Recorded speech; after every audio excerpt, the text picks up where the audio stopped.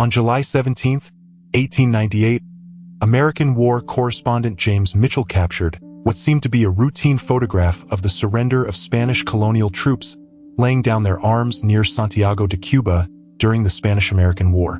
The black and white image shows approximately 15 Spanish soldiers in tropical uniforms standing with their hands raised, while American forces accept their surrender. For over a century, the photograph remained in the archives of the New York Herald until digital historians discovered it in 2024.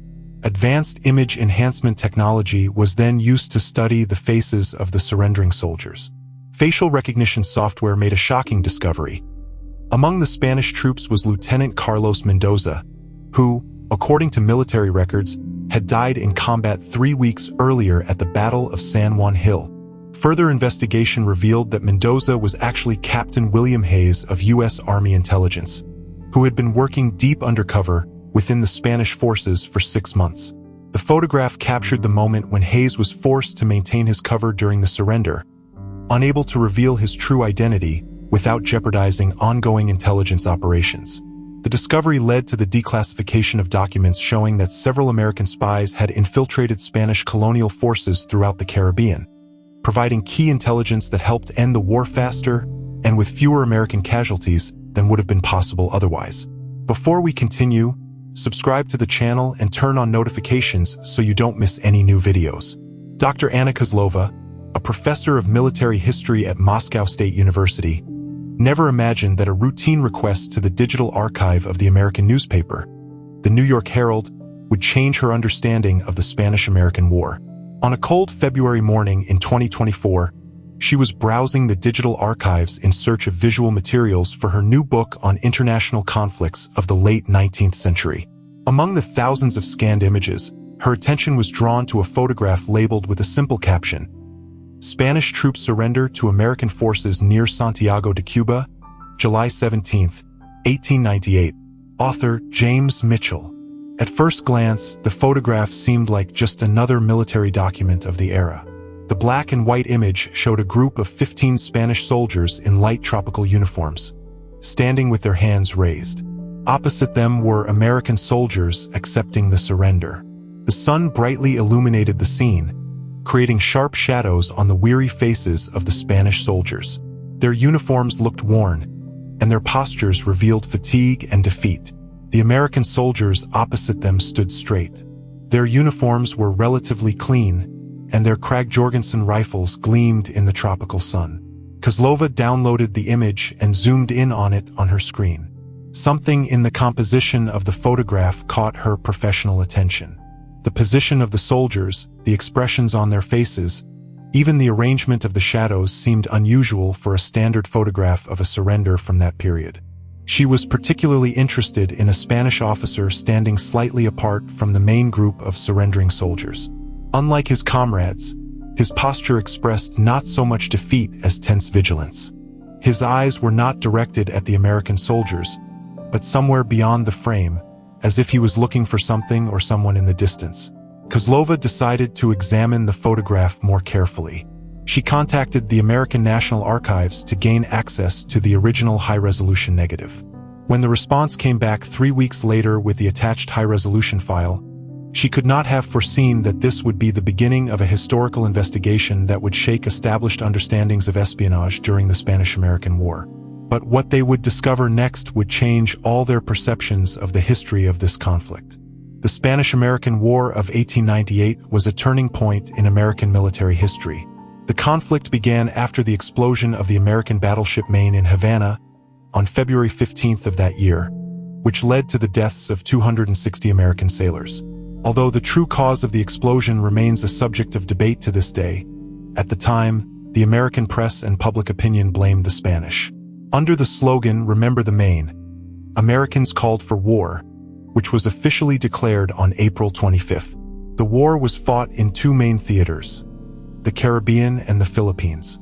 The Cuban campaign, where the photograph in question was taken, began with a blockade of the island by the American fleet, followed by the landing of American expeditionary forces in June. On July 1st, American troops under the command of General William Shafter attacked the fortified San Juan and Kettle Hills near Santiago de Cuba. This battle, in which Colonel Theodore Roosevelt and his Rough Riders became famous, was decisive for the American victory in Cuba. On July 14th, the Spanish garrison of Santiago de Cuba surrendered, and 3 days later, on July 17th, the surrender of Spanish units in the surrounding area of the city took place, captured in Mitchell's photograph. In August, a peace protocol was signed, and the final Treaty of Paris on December 10, 1898, officially ended the war. Spain lost most of its remaining colonies, including Cuba, Puerto Rico, Guam, and the Philippines, marking the end of the Spanish colonial empire in America and the beginning of American expansion beyond the continent. As for the Battle of San Juan Hill itself, which took place on July 1st, it was one of the bloodiest battles of the war. The Spanish troops, well fortified on the heights, had superior positions and modern Mauser rifles that fired smokeless powder. The Americans had to attack uphill, under the scorching sun and heavy fire. Casualties were significant on both sides.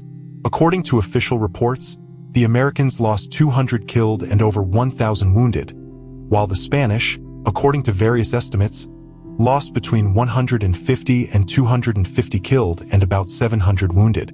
Among the Spanish casualties was Lieutenant Carlos Mendoza of the 27th Guerrillan Infantry Regiment. According to military archives, he died during the defense of the eastern slope of the hill when American troops broke through the Spanish line of defense. His body, as indicated in official reports, was identified and buried in a temporary military cemetery near Santiago, along with other fallen Spanish officers. Mendoza was noted in Spanish military documents as an experienced officer who had previously served in the Philippines and was transferred to Cuba in early 1898. Originally from Madrid, the son of an army colonel, he was an educated man who spoke several languages, including English. His personnel file noted excellent shooting and tactical intelligence skills. Before his supposed death, he had been nominated for an award for bravery shown during a clash with Cuban rebels in May of that year. It was these biographical details that would later attract particular attention from researchers when questions arose about his true identity. Modern technology was ready to reveal a mystery that had been kept for over a century. After receiving the high-resolution negative, Dr. Kozlova contacted her colleague, Professor Mikhail Sokolov, from the Institute of Digital Archaeology at St. Petersburg University. Sokolov was an expert in the application of modern technologies for the analysis of historical images. He used specialized software to improve the quality of the photograph, enhancing the contrast and clarity of details hidden in the original image. The results of the initial processing were promising. It was now possible to discern details that had previously been indistinguishable. Insignia, distinctions on uniforms, serial numbers on some of the visible rifles. Even facial expressions became clearer. But the real breakthrough came when Sokolov applied facial recognition algorithms developed to identify people in historical photographs. The program compared the faces of the soldiers with a database containing thousands of military portraits from that era, collected from various archives around the world. After a few minutes, the system returned a result that made both researchers freeze in amazement. The officer standing apart from the main group was identified with an 87% probability as Lieutenant Carlos Mendoza of the Spanish Army. The very same Mendoza, who, according to all official documents, had died 3 weeks earlier at the Battle of San Juan Hill. Kozlova immediately contacted the Spanish military archives, requesting all available materials about Mendoza. At the same time, Sokolov continued to analyze the photograph, trying to find additional clues that could explain this contradiction. Perhaps there was an error in the identification of the deceased officer. Maybe there were 2 different Carlos Mendozas. Or, what seemed least likely, the official reports of his death were falsified. The response from the Spanish archives came 2 weeks later. They confirmed that Lieutenant Carlos Mendoza was indeed listed as having died on July 1st, 1898. The response included scanned copies of several documents, a death certificate signed by a military doctor, a battle report mentioning his death, and even a letter of condolence sent to his family in Madrid. Also attached was a photograph of Mendoza in military uniform taken a few months before the start of the war. Comparing this photograph with the enlarged image of the officer in the surrender photograph, the researchers could no longer doubt it. It was the same person. But how could a dead officer participate in a surrender 2.5 weeks after his death? The mystery that had been kept for over a century began to unravel. Deciding to deepen their investigation, Kozlova and Sokolov turned to the American military archives. If the Spanish documents confirmed Mendoza's death, perhaps American sources could shed light on this mysterious case. They sent requests to the U.S. National Archives, the U.S. Army Military History Institute, and the Library of Congress. While waiting for responses, they continued their analysis of the photograph.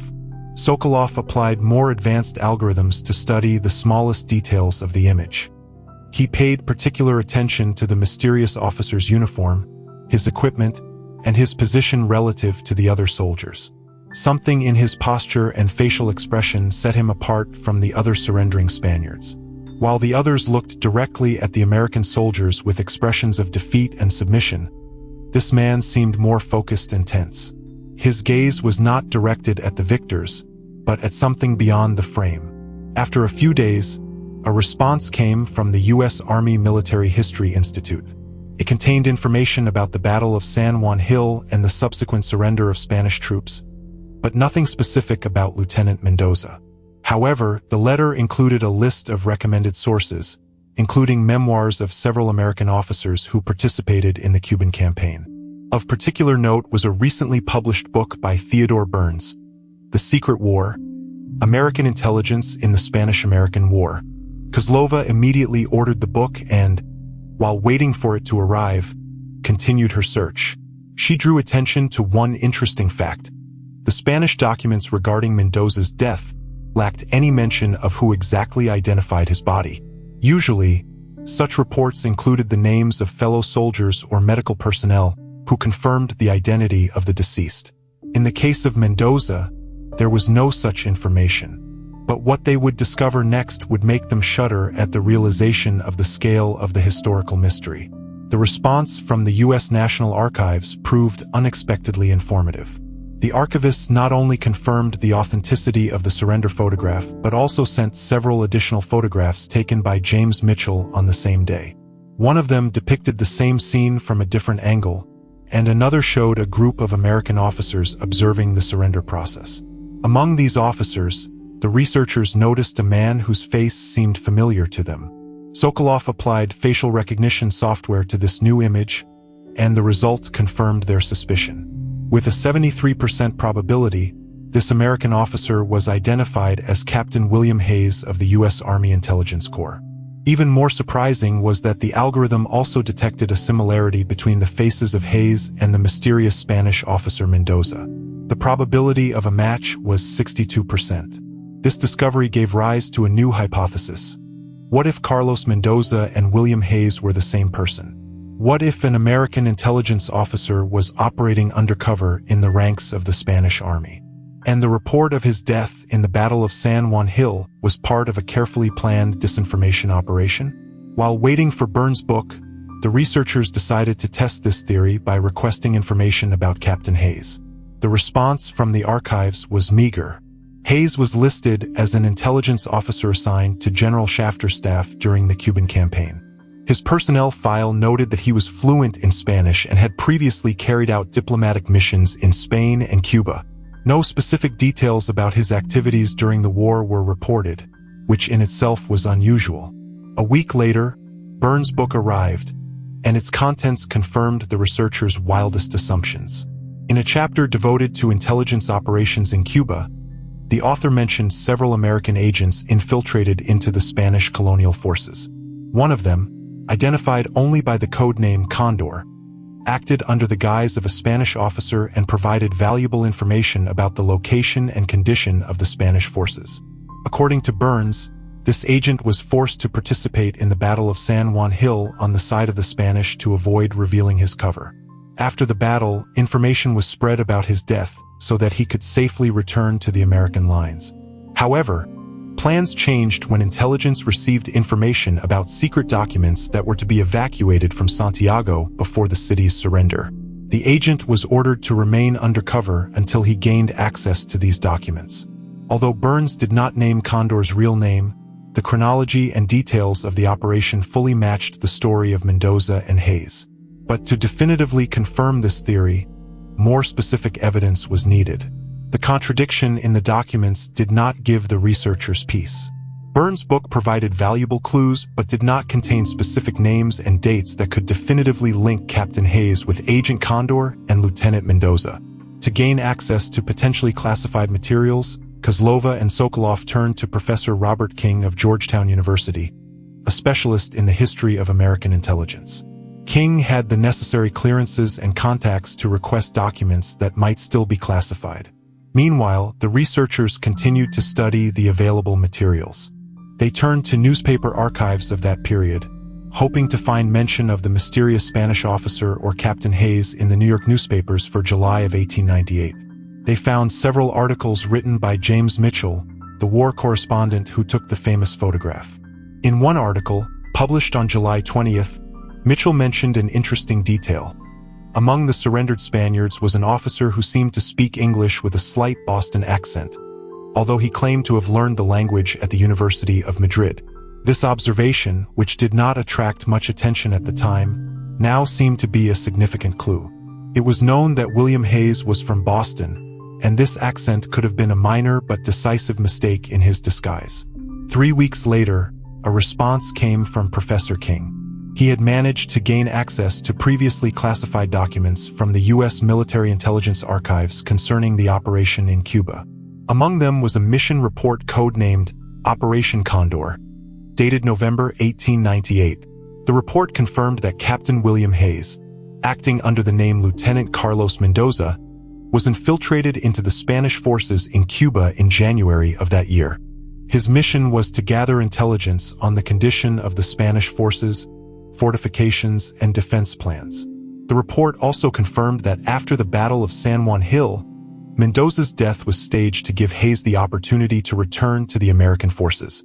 However, when intelligence received information about important documents that were to be evacuated from Santiago, Hayes was ordered to remain undercover.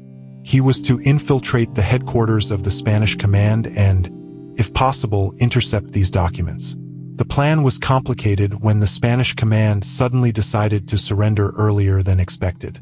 Hayes found himself among the surrendering Spanish soldiers, unable to complete his mission. Mitchell's photograph captured exactly this moment.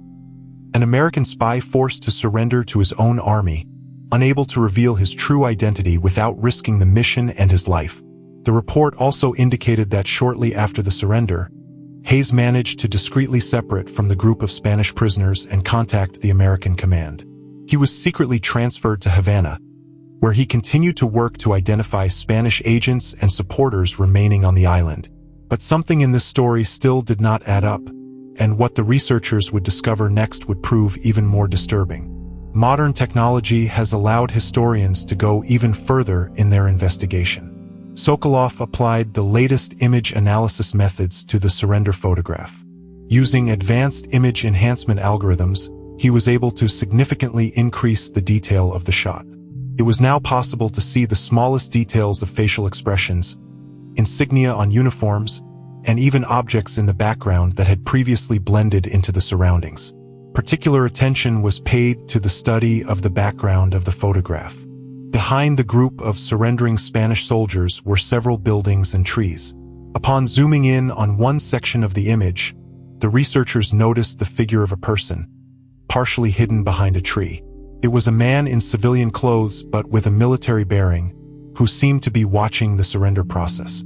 Sokolov applied facial recognition software to this figure, but the result was inconclusive due to the lack of image clarity. However, the very presence of a hiding observer added a new intriguing element to the story. Was it another agent, Spanish or American, or perhaps a Cuban rebel watching the surrender of the colonial troops? In parallel with the analysis of the photograph, the researchers continued to study archival documents. They noted one oddity in the Operation Condor report. Although it described in detail Hayes' mission in Cuba, it did not mention specific intelligence that he had managed to obtain. Usually, such reports contained at least a general assessment of the value of the information received. In Hayes' case, this part of the report was missing, as if it had been deliberately excluded or was the subject of a separate, even more secret document. The researchers turned to Professor King with a request to search for additional materials on Operation Condor. After several weeks, he reported that he had found mention of an appendix to the main report, which was stored separately and had a top-secret classification. This document had been classified for 75 years, but its term of secrecy had expired back in the 70s of the 20th century. However, for some reason, it had not been declassified along with the main report and remained inaccessible to researchers. King had to file a special request to gain access to this document. The wait dragged on for several months, during which Kozlova and Sokolov continued their investigation in other directions. They studied the biographies of all known participants in the events. James Mitchell, who took the photograph, the American officers present at the surrender, and the Spanish commanders who surrendered their units. The fate of William Hayes himself was of particular interest. After the war, according to available documents, he continued to serve in intelligence, participated in several missions in Latin America and Europe, and in 1917, when the United States entered World War I, was sent to France. There, his trail was lost. The personnel file contained no records of his further career or fate, but the truth turned out to be even more shocking than they could have imagined. Finally, almost half a year after the start of the study, a response came from Professor King. He had managed to gain access to the secret appendix to the Operation Condor report. The content of this document forced the researchers to completely revise their understanding of not only Hayes' mission but also the entire Spanish-American War. According to the appendix, Hayes' main goal was not simply to gather information about the Spanish troops. His main task was to identify and neutralize a network of European agents operating in Cuba. U.S. intelligence had received information that several European powers, including Germany and Russia, had their spies among the Spanish colonial troops and administration. These agents were to secure favorable positions for their countries in Cuba after the inevitable departure of the Spanish. Hayes, acting under the guise of the Spanish officer Mendoza, managed to identify several such agents. Particularly valuable was the information about a German agent infiltrated into the Spanish headquarters in Santiago, who planned to seize important documents about Cuban port facilities and defensive fortifications. These documents could have given Germany a significant advantage in the event of a future conflict with the United States in the Caribbean. It was these documents that Hayes was trying to intercept, remaining undercover after the Battle of San Juan Hill. When the Spanish command decided to surrender, the German agent tried to take the documents out of the city. Hayes was forced to follow his unit into captivity to avoid losing track of the German spy. Mitchell's photograph captured the moment when Hayes, among the surrendering Spaniards, was trying to spot his German adversary in the crowd. But the most shocking revelation in the appendix to the report was the description of the events following the surrender. Hayes managed to separate from the group of prisoners and contact the American command. After receiving reinforcements, he tracked down the German agent but encountered unexpected resistance. As a result of the shootout, the German spy was killed and the documents were seized. However, Hayes was seriously wounded and died the next day in a field hospital. His death was kept secret, and the identity of Mendoza Hayes forever remained a double mystery. For the Spanish, Lieutenant Mendoza died in the Battle of San Juan Hill. For the Americans, Captain Hayes died while on a secret mission after the surrender of Santiago. The truth about his last days was known only to a few senior intelligence officers and buried in secret archives for decades. This information forced the researchers to look at the mysterious figure in the background of the photograph from a new perspective. Was it the very German agent that Hayes was tracking? If so, then Mitchell's photograph captured not only the moment of the surrender of Spanish troops, but also, invisible to most present, a duel of intelligence services, a game of shadows unfolding behind the scenes of official military actions. The confrontation did not end with the publication, which further convinced the researchers of the importance of their discovery. The publication of preliminary research results in a scientific journal caused an unexpected reaction. Kozlov and Sokolov received an email from a man who identified himself as Richard Hayes, living in Boston. He claimed to be the great-grandson of Captain William Hayes and possessed a family archive including some personal items and documents of his great-grandfather. The researchers approached this message with caution. Could this be a coincidence or intentional disinformation? After several exchanges of messages during which Richard provided convincing evidence of his identity and relationship with Captain Hayes, it was decided to organize a meeting. Sokoloff traveled to Boston to personally examine the Hayes family archive. The archive turned out to be small but extremely valuable for the study. It included William Hayes' personal diary, which he kept in encrypted form during his service in intelligence. Most of the entries were made before his infiltration into the Spanish forces, but a few pages related to his preparation for the mission in Cuba. The diary broke off in December of 1897, before Hayes' departure for Cuba. In addition to the diary, in the archive were kept several photographs of Hayes in military uniform, his personal letters to his family dating back to the pre-war period, and, most interestingly, a locket with a portrait of a young woman. On the back of the locket was an engraving in Spanish, "Elena, forever yours, Carlos." This locket raised new questions about Hayes' personal life. Was Elena part of his legend as Carlos Mendoza? Or perhaps during his mission, he actually met a woman he had feelings for? Such emotional involvement could explain why he remained undercover for so long after the Battle of San Juan Hill, when it would seem his mission should have been completed. But the most surprising discovery in the family archive was a letter dated June 1916, addressed to John Hayes, son of William. The letter was signed simply K and sent from Madrid. It read, "Your father was a man of honor who served 2 flags, but was loyal to only one heart. He saved many, including me. When the time comes, you will know the whole truth. Until then, cherish his memory and his secret." This letter hinted that William Hayes' story might be even more complex than researchers had assumed based on official documents. Perhaps K was the German agent Hayes had supposedly killed. Or, even more intriguing, K could have been Elena, the woman in the locket, perhaps Catalina or Carmen by her full name. Richard Hayes also told the researchers about a family legend passed down from generation to generation. According to this legend, William Hayes did not die in Cuba in 1898. Instead, he faked his death and secretly returned to Europe, where he lived under a new name until World War I. When the United States entered the war, he allegedly offered his services to American intelligence and was sent on a secret mission to Germany, where he disappeared without a trace.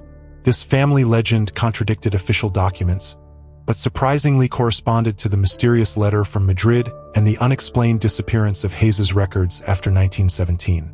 But what they would discover next would change all their notions about the fate of William Hayes. Returning home with the Hayes family archive opened up new avenues for research.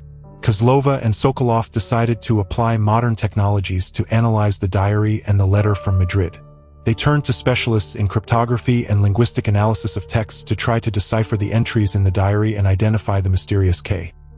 Cryptographers were able to decipher most of the diary entries, which turned out to be mainly professional notes about various missions and observations. However, in the entries for November 1897, they discovered several intriguing mentions of a certain E, whom Hayes apparently met during his previous mission in Madrid. The description of this woman as beautiful, intelligent, and with dangerous connections suggested that she might be connected with Spanish intelligence or political circles.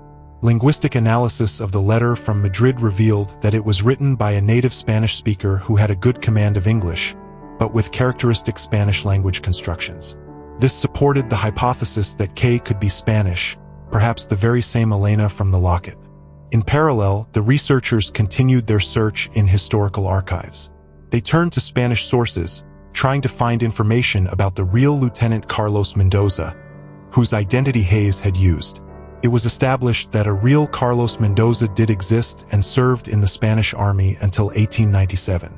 However, in December of that year, he died of yellow fever in a military hospital in Havana. His death was recorded in medical reports, but by a strange coincidence, it was not properly reflected in the military archives. This discovery confirmed the assumption that American intelligence used the identity of a recently deceased officer for its agent. This practice was common in espionage at the time, as it allowed for the creation of a credible cover that could withstand superficial scrutiny. Further searches in the Spanish archives led to another surprising discovery. In the passenger lists of a ship that sailed from Barcelona to New York in March 1916, there was a certain Catalina Marina, 38 years old, accompanied by her son Juan, 17 years old. Given the time frame, this Juan could have been born shortly after the Spanish-American War, and his age corresponded to the alleged connection between Hayes and a woman named Elena, possibly Catalina, in 1898. Was there a connection between this Catalina Marina and the mysterious Elena from the locket? Was Juan the son of William Hayes? And if so, how did this Spanish woman and her son end up on the passenger list heading to New York in the midst of World War I? To answer these questions, the researchers decided to trace the fate of Catalina Marina and her son in America. They turned to the archives of the U.S. Immigration Service and found that Catalina indicated that the purpose of her visit was to meet relatives in Boston. The address she gave matched the address where the Hayes family lived at that time. This discovery confirmed the connection between Catalina Marina and the Hayes family. But if William Hayes really died in Cuba in 1898, as official documents claimed, why did a Spanish woman and her son come to his family almost 18 years later? Evidence which changed everything. The researchers' impatience grew, but they understood that they needed more concrete evidence to finally confirm their hypotheses. They turned to Richard Hayes again, hoping that additional documents relating to Catalina Marina and her son Juan might have survived in the family archive. Richard reported that he did not have any additional documents, but he remembered his grandfather's stories about a Spanish woman who lived with them for a while during World War I. According to him, she was a friend of the family, but the relationship between her and Richard's grandmother, William Hayes's widow, was strained. Juan, the son of the Spanish woman, later joined the American Army and died in France in 1918. This information gave a new direction for the search. The researchers turned to the archives of the American Army from World War I and indeed found a record of John Morena, an American soldier of Spanish origin, who died in the Battle of the Argonne Forest in October 1918. His personal file indicated that he was born in Cuba and arrived in the United States with his mother in 1916. An interesting detail was that the documents for John Morena listed not only his mother, Catalina, as his next of kin, but also Mary Hayes, the widow of Captain William Hayes. This confirmed a close connection between the Morena and Hayes families that went beyond ordinary friendship. The researchers decided to check one more possibility. If John Morena was the son of William Hayes, then his DNA should contain genetic markers of the Hayes family. They approached Richard with a proposal to conduct a DNA test to check for possible kinship with John Morena. For comparison, they needed DNA samples from John, but since he died more than 100 years ago, this seemed impossible. However, Richard reported that among the family heirlooms was a locket with a lock of hair that, according to family legend, belonged to Juan or John, the son of Catalina. If this legend corresponded to reality, then modern methods of DNA analysis could establish a family connection between John Morena and modern representatives of the Hayes family. The results of the DNA test confirmed the researchers' hypothesis. With a 97% probability, the owner of the hair in the locket was biologically related to Richard Hayes. Given the time frame and historical context, John Morena was highly likely the son of William Hayes and Catalina Marina, born shortly after the events in Cuba. But if Hayes had a son with a Spanish woman born after the war, then Hayes himself must have survived the events of 1898, contrary to the official version of his death. This hypothesis corresponded to the family legend that Hayes faked his death and secretly returned to Europe. But why then didn't he return to his American family? And how to explain the letter from Madrid dated 1916, if Catalina was already in America by that time? The answer to these questions came from an unexpected source. Professor King reported that he had managed to gain access to another secret document from the archives of military intelligence. It was a report on a secret operation conducted in Spain in 1916. The operation involved an agent codenamed Ghost, whose identity was so classified that even the report itself did not mention his real name. According to the document, Ghost was an American agent who had been operating in Europe under various covers for a long time. At the beginning of World War I, he worked in Spain, collecting information about German agents and their operations. In 1916, he managed to identify and neutralize a major German spy network in Madrid, which led to the arrest of several German agents by the Spanish authorities. After this operation, Ghost had to leave Spain urgently, as his cover was compromised. He organized the evacuation of his Spanish wife and son to the United States, while he himself went on a new mission to Germany. The report noted that the agent went missing in Germany in late 1916 and was presumed dead. Although the document did not name the ghost's real name, the coincidence of dates and circumstances strongly suggested that he could be William Hayes. If this hypothesis is correct, then Hayes' story was even more amazing than previously thought. After his alleged death in Cuba, he continued to work for American intelligence in Europe, possibly reuniting with Catalina Marina, who, it turned out, may also have been involved in intelligence operations. The letter from Kay from Madrid was most likely sent not by Catalina herself, but by her confidant, possibly a sister or close friend whose name also began with K. This would explain why the letter came from Madrid when Catalina herself was already in the United States. Thus, the photograph of the surrender taken by James Mitchell in 1898 turned out to be only the starting point of an amazing story spanning 2 continents, 2 wars, and the lives of several generations. The story of William Hayes, an American spy acting as a Spanish officer, Carlos Mendoza, was a story of courage, self-sacrifice, and loyalty. Loyalty to his country, to the duty he performed, and, perhaps, to the woman he loved during his dangerous mission. The discovery of this story changed historians' understanding of the role of intelligence in the Spanish-American War and subsequent international conflicts. It showed that behind the facade of official military actions there was often a hidden war of shadows, in which secret agents of various countries waged their own battles, no less important for the outcome of the conflict than the battles of regular armies. For the Hayes family, this discovery filled in the gaps in their family history and confirmed legends passed down from generation to generation. For Richard Hayes, it meant finding a new branch of his family tree, the descendants of Juan Morena, if any existed, who were also heirs to the legacy of William Hayes. The historical discovery received wide coverage in academic circles and the media. The story of an American spy captured in a photograph at the moment of surrender as part of enemy troops touched the imagination of the public and reminded them of those unsung heroes whose names rarely appear on the pages of official historical chronicles.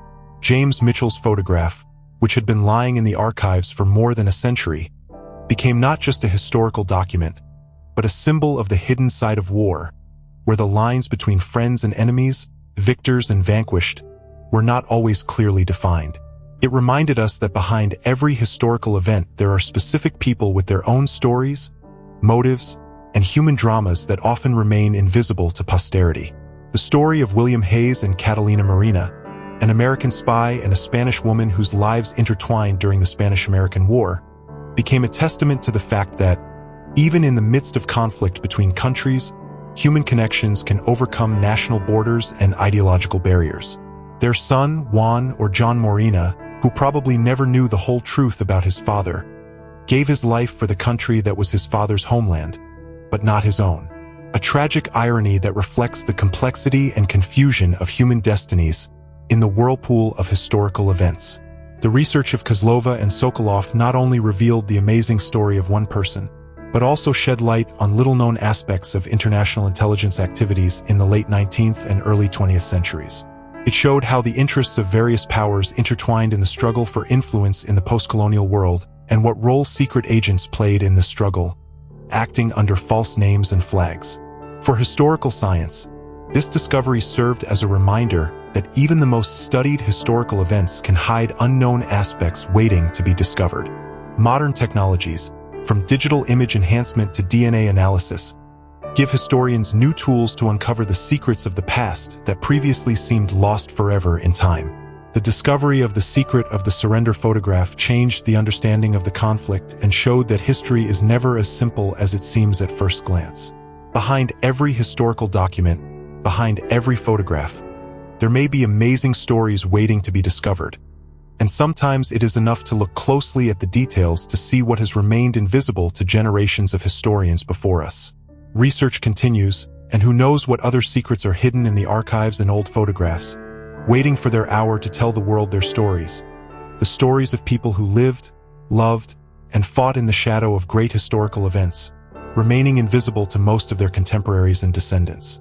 But thanks to the work of historians and modern technologies, these forgotten heroes and their amazing destinies are gradually returning from oblivion, enriching our understanding of the past and reminding us that history is not only a chronicle of battles and treaties, but also countless human stories, each of which deserves to be told and heard.